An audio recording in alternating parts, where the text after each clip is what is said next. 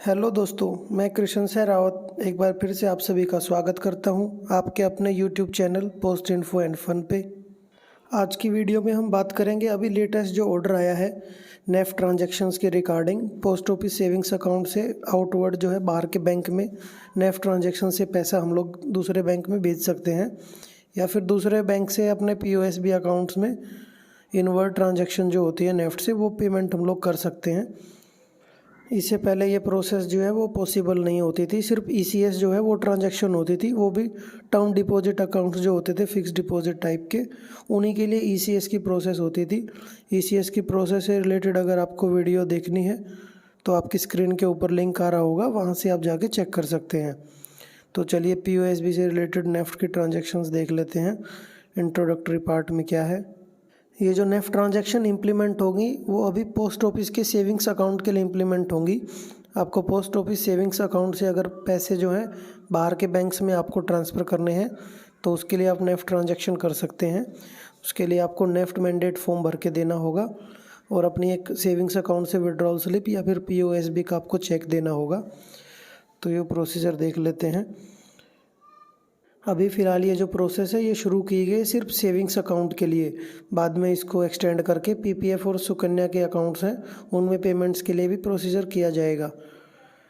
तो इसके लिए जब भी नेफ्ट की कोई भी ट्रांजैक्शन करते हैं तो उसके लिए आपको IFSC कोड की ज़रूरत पड़ती है।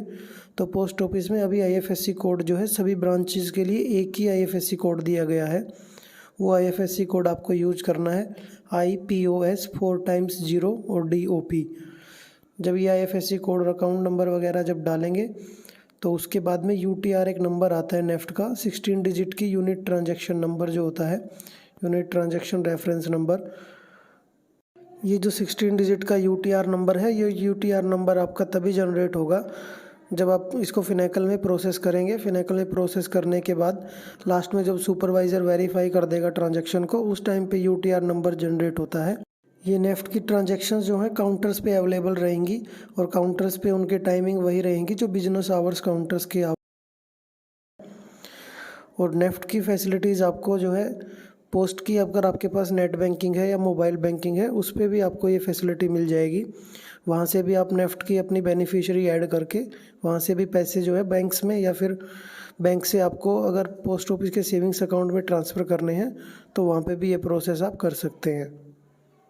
जिसके पास नेट बैंकिंग नहीं है DOP की, वो जाके पोस्ट ऑफिस में जाके रजिस्ट्रेशन करवा सकता है DOP नेट बैंकिंग के लिए, नहीं तो फिर काउंटर पे ये फैसिलिटी ले सकते हैं नेफ्ट की ट्रांजैक्शंस की।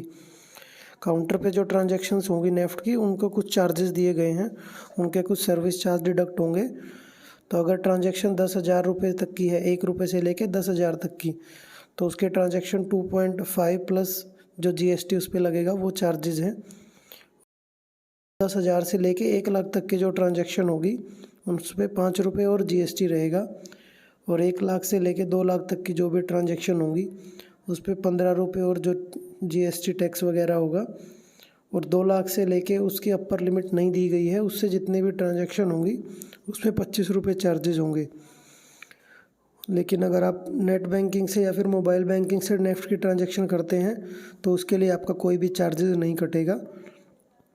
तो आइए देख लेते हैं जो ट्रांजैक्शंस होंगी वो मैक्सिमम और मिनिमम कितनी ट्रांजैक्शन है। तो 1 रुपये की मिनिमम ट्रांजैक्शन है और 15 लाख रुपीज़ की मैक्सिमम जो ट्रांजैक्शन है। काउंटर पे वो ये ट्रांजैक्शंस कर सकते हैं, लेकिन अगर आप नेट बैंकिंग से ट्रांजैक्शन करते हैं तो आपकी 2 लाख रुपए की ट्रांजैक्शन है पर ट्रांजैक्शन, और ऐसे आपको ट्रांजैक्शंस पर डे 5 ट्रांजैक्शन आप लोग कर सकते हैं। मैक्सिमम 5 ट्रांजैक्शन कर पाएंगे 2-2 लाख की। तो ऐसे आपकी मैक्सिमम जो पर डे की लिमिट है DOP नेट बैंकिंग से वो 10 लाख रुपए की हो जाएगी। लेकिन कुछ फ्रॉड रिस्क के हिसाब से अगर बात करें तो इसको एक और लिमिट दी गई है।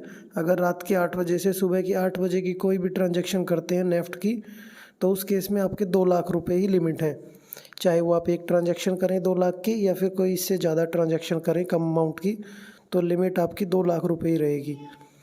इसके लिए रिक्वायरमेंट्स देख लेते हैं। रिक्वायरमेंट्स क्या क्या है, तो आपको कस्टमर से एक तो नेफ्ट का मैंडेट फॉर्म लेना पड़ेगा और एक POSB का चेक या फिर सेविंग से विड्रॉल स्लिप आपको लेनी पड़ेगी। वो सब कंप्लीट फिल करने के बाद में आपको फिनेकल में प्रोसेस करना है। अब ये जो फॉर्म आप अपनी स्क्रीन पे देख रहे हैं, ये नेफ्ट और आरटीजीएस का मैंडेट फॉर्म है। ये फॉर्म कस्टमर से फिल करवा के लेना है और उसके साथ विड्रॉल स्लिप या पीओएसबी चेक आपको लेना है। तो सबसे पहले नेम ऑफ पोस्ट ऑफिस आएगा, डेट आएगी, कस्टमर को नेफ्ट करना है या आरटीजीएस करना है उसके सामने उसको टिक करना पड़ेगा और बेनिफिशियरी की डिटेल्स डालनी है, जिस भी बैंक में उसको पैसा ट्रांसफ़र करना है। तो उसका नाम, अकाउंट नंबर, उसका एड्रेस आएगा। उसका एड्रेस डालने के बाद उसका बैंक का क्या नाम है, कौन सी ब्रांच है, वो वहाँ पे डालनी पड़ेगी। आईएफएससी कोड डालना पड़ेगा और अमाउंट नीचे फिगर और वर्ड्स दोनों में लिखनी है, कितनी अमाउंट उसको नेफ्ट करनी है। और उसके बाद रेमिटर्स की डिटेल हैं, जो पीओएसबी का अकाउंट है उसका अकाउंट होल्डर का नाम, अकाउंट की डिटेल आएंगी, मोबाइल नंबर और रिमार्क्स कोई है तो साथ में वो डालना है। तो यहाँ पे सिग्नेचर होंगे अकाउंट होल्डर के। अगर वो जॉइंट ए अकाउंट है तो दोनों अकाउंट्स के जो भी अकाउंट होल्डर हैं उनके साइन होंगे।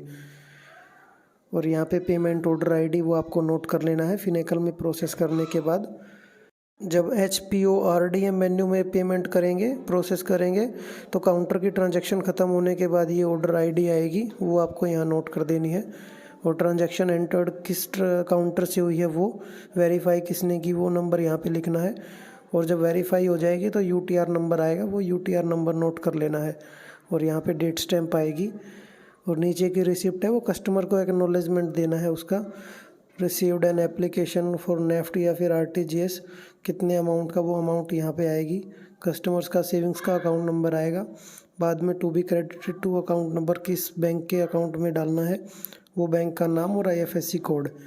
बाद में वो डेट डाल देनी है वहाँ पे और सिग्नेचर और डेट स्टैम्प डाल देनी है।